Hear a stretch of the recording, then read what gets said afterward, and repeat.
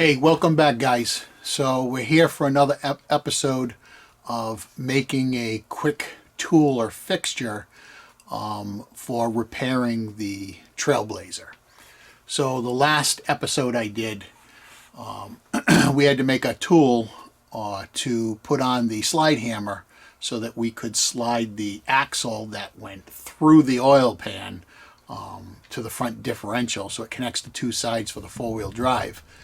We had to make an adapter so we could pull that shaft out so we could drop the differential and get the pan down. So we did all that. We replaced the timing components and we're putting things back together. So the next project I have to make, and it should be another quickie, is I need to make some type of a spanner wrench in order to hold the crank from turning when I torque the front bolt. So right here we have the harmonic balancer.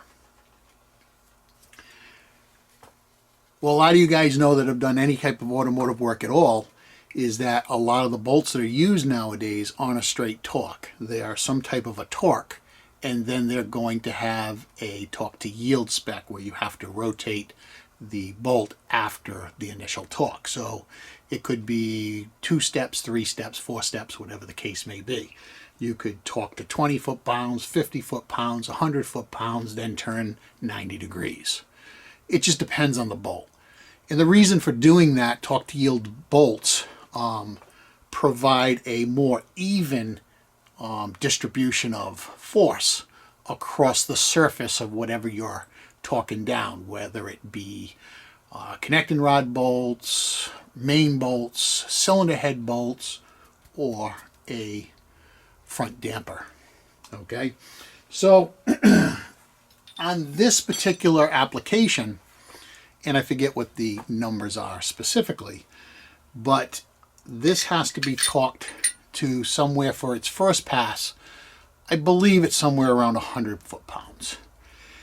And the second pass is 180 degrees. So once this is torqued to a certain spec, we got to rotate it and we need to bring it to 180 degrees rotation. And that's going to provide the yield that this bolt can hold and its maximum amount of pressure. So it works properly. It's going to give a good, nice torque. And we have to remember, when you torque these things, they're holding stuff in place. They're also distributing force within what they're being torqued to, so they can generate twist or bend can be introduced to that component. So we need to make sure we do it properly. Now the problem with this particular venture is that GM has a special tool that once the oil pan is back up and you go to put this harmonic balancer back on, there is a tool that goes up through the oil pan into the bell housing, and it engages the flex plate to keep the engine from rotating. Because when this is torqued to yield, when everything's said and done, it's the equivalent of about 325, 350 foot-pounds, which is some serious pressure. So I have to find a way to actually keep that engine from rotating so that we can actually get that torque. So they do have a tool that goes up in there and engages. I do not have that tool, nor am I going to buy that tool from General Motors for one specific application one time.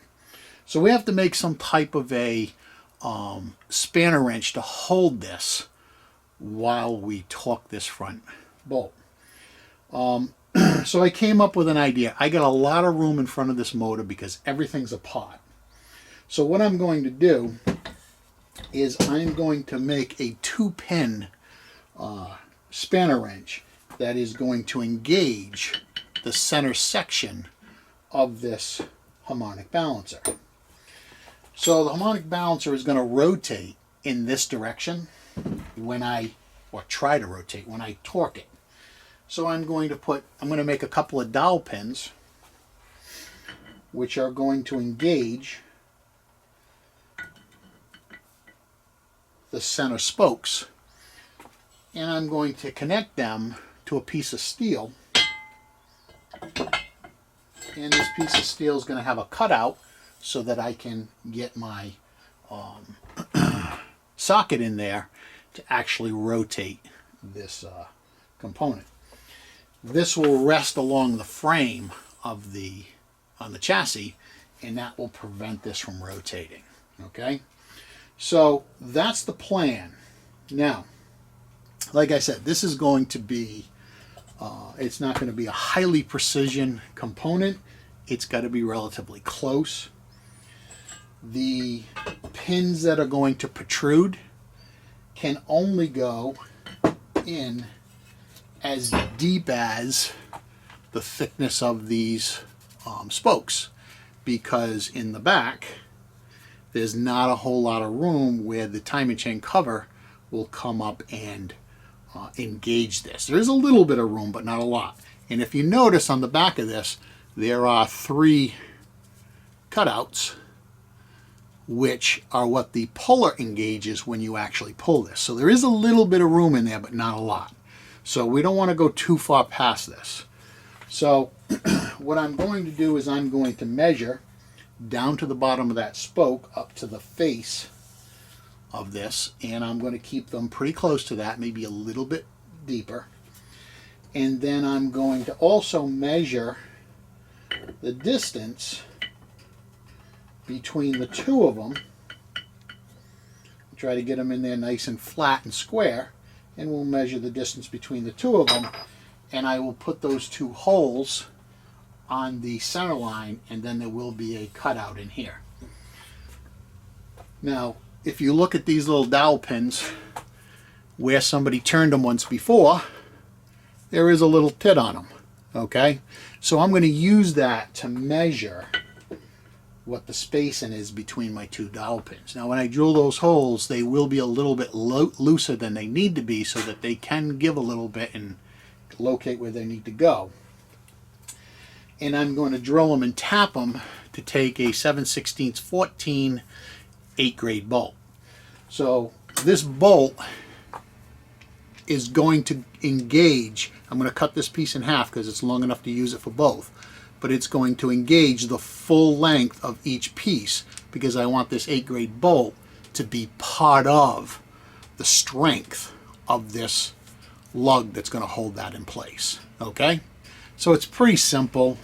I'm going to face it off, drill and tap each side, cut it in half to the length I need, and then I'm going to drill 2 holes in the plate, mount them on here, and then I will mark where my hole is, and I'll cut that out with a torch so that my socket will be big enough to, or the hole will be big enough so my socket can engage the bolt.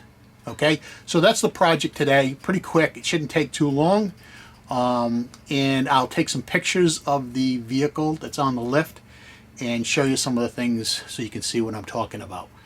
This is not an easy project when it comes to timing chains, being that it's a 4-wheel drive and that shaft goes through the oil pan, but it's not the worst scenario I've ever seen. Okay, so I'll bring you back when we're at the lathe, and the first thing we're going to do is make these. I am going to measure this distance, which is about 4 inches. I'm just going to measure it with a square. Boiler just turned on, so I'll be back in a second. So the first measurement I need is the distance from the back side of these spokes to the face of the harmonic balancer. So if I come in here with my hook rule, and it's really going to be hard for you to see this, when I bring this over and I measure it, it's right about 1 1/16 inches. So I'm going to cut these off just a little bit longer, so probably 1 3/16 inches. But I don't want them to touch that aluminum housing in the back because I don't want to offset it from the face and allow it to twist. I want it to kind of engage on the whole face. And then the second measurement is I'm going to go between these 2 little points right here, and oddly enough, right from center to center, they are pretty close to 4 inches. And I did this on a couple of different spokes. You got to get them to sit right up against there, and you got to get them to sit square. And I mean, they are very, very close to 4 inches. So again, I'm going to give them a little extra room so that they can kind of float a little bit till I tighten them down. But that should be pretty close to where they need to be. Okay. It is a rough casting, so they may be off one to the other a little bit. That's why I have to give it a little bit of fudge room. Okay. All right. So I'll be back when we're at the lathe. We'll chuck these up.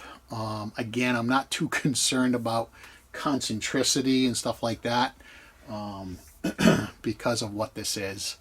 So, all right. Be back when the lathe's set up.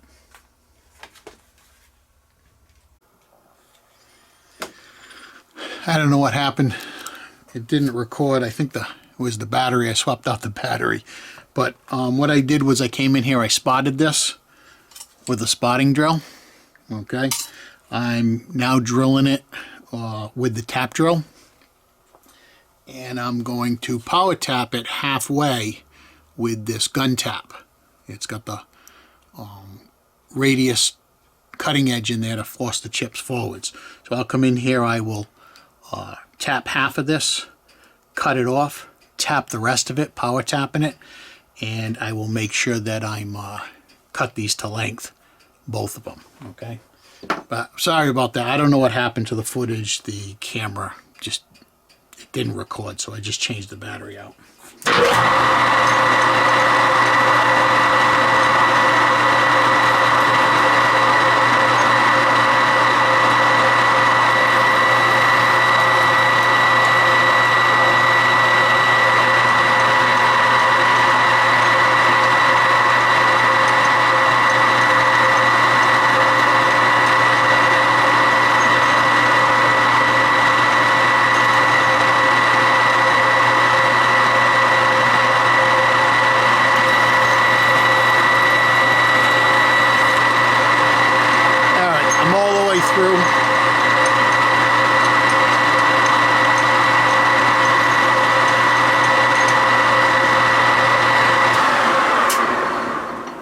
So we're going to slow this down and we're going to put that tap in the chuck.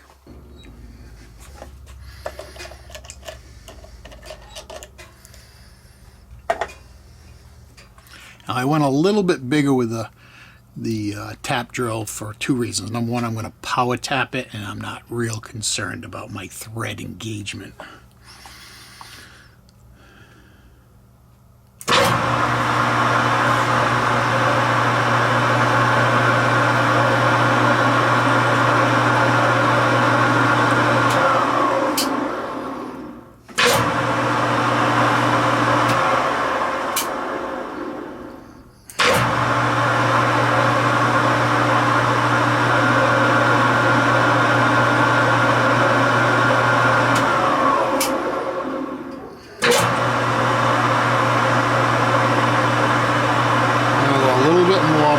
Put some cutting oil on there.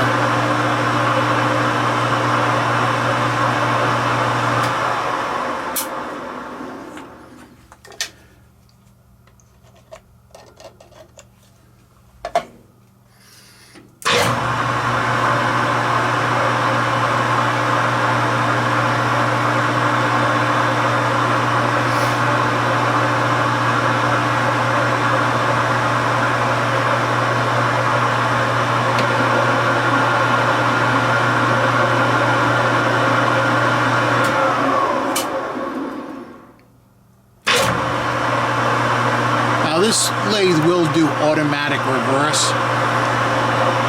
I just don't like doing that if I don't have to because it can be abusive on the gears.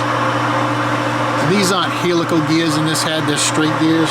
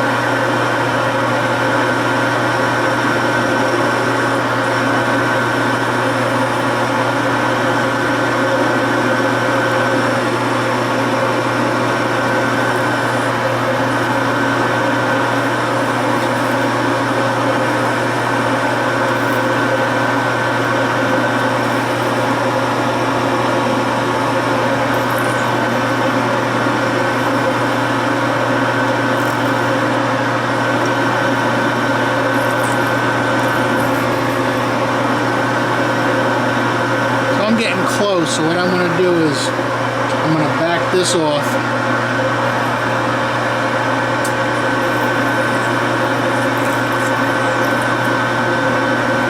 And the boiler is going to come on any minute now. Let's come in, clean that up.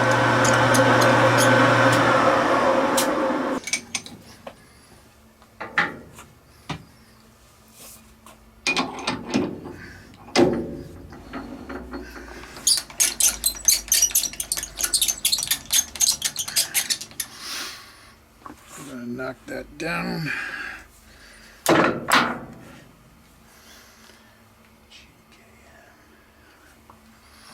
And we'll turn it on.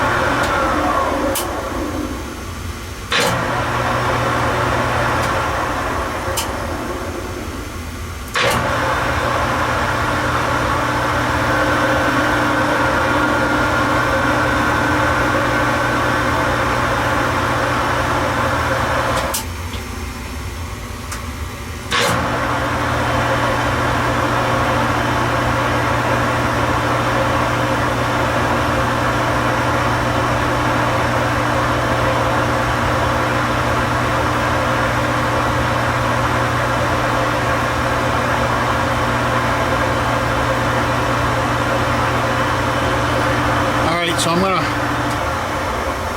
clean these up, measure them, and if we got to face them a little bit, get them close. I think they're going to be close enough. I'll be right back.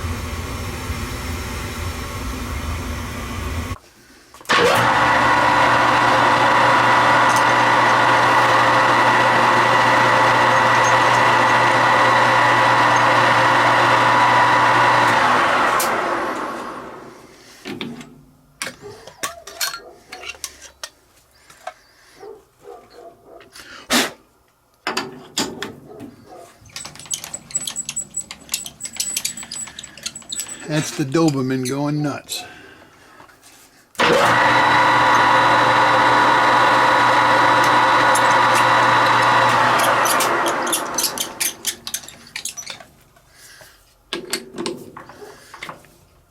Alright, so that one's good. Just needs to be washed up. And it came out alright. I'm just going to take that sharp edge. Not that it really matters. I just don't want somebody to get cut on it.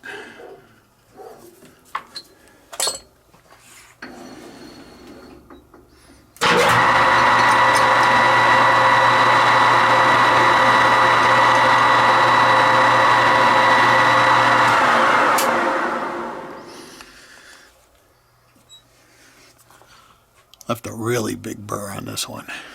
Almost looks like a helicoil sticking out of there.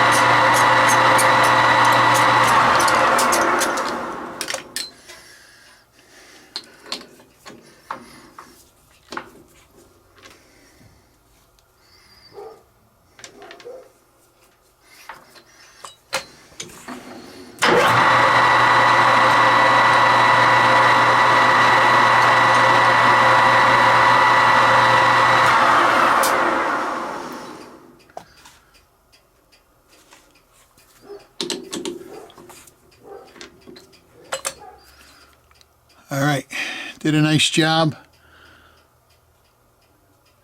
putting the chamfer on that. Okay, so these two are done. They're done. They're going to, I'm going to have to drill the holes on the plate. I'm not going to do that here. My Clausen variable speed drill press is out in the garage, and right now it's about 10 degrees outside. So I'm going to take this to work. I'll lay out the holes here, and I will pop the 2 holes in there, and I'll take a torch to cut the little relief for the socket. So I'll try to get a little video of that, and I'll bring you back. I'm probably going to do that on my phone, so I'm not going to set a camera up at work.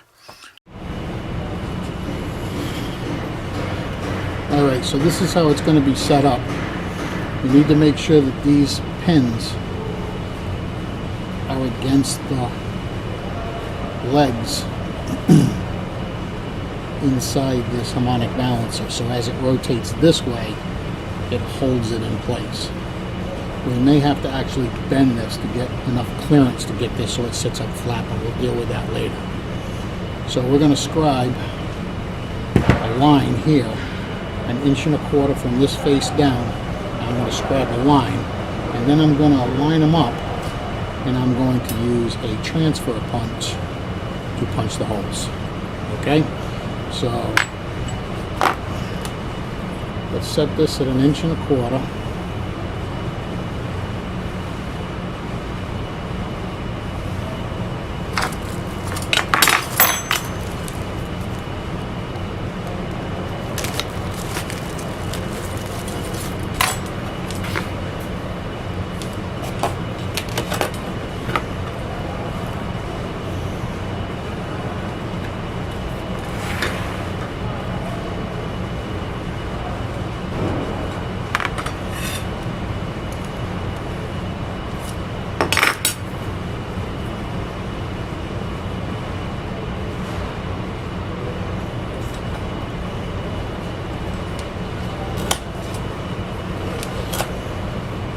Alright, by setting these back 1.25 inches, it puts the center line of this pretty close to the edge right here, so it'll only be a minimal amount of cutout for the socket to tighten up the bolt. Alright, so let me put this back on here and get it set up, and I'll bring you right back.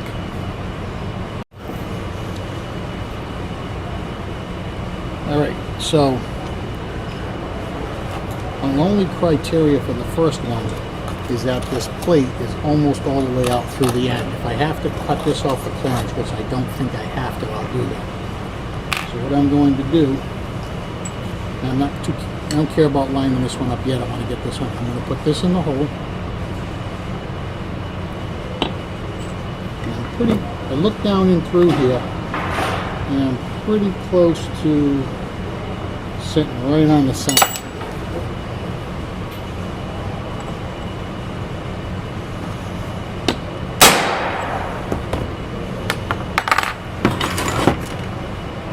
Alright, so if we look, we have a center punch right there. So I'm going to take this over to an anvil, and I'm going to mark this a little bit more. I'm going to use a center drill and then a 7/16 drill to drill this hole. I'll lock this down, we'll bring it back over, and we'll set the next piece. Okay, I'll be right back. Alright, so the first one's in.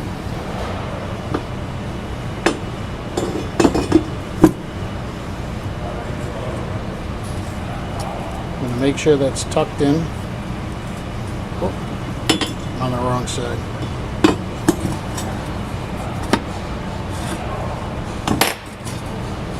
This is hard to do with one hand.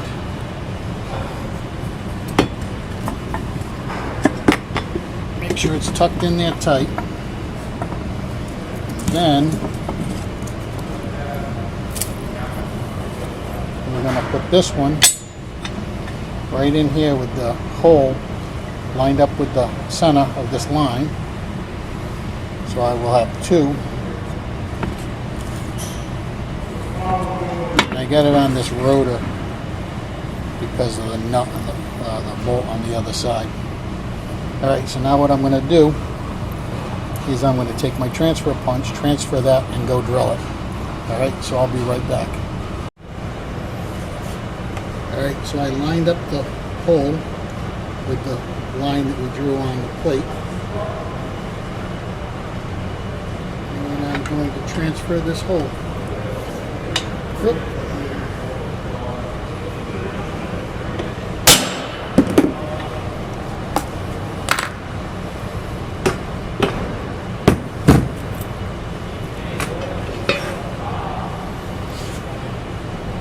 And it ended up pretty close to where it was supposed to be. Okay, I'm going to drill that and bring you back when it's done. Alright, so these are bolted in.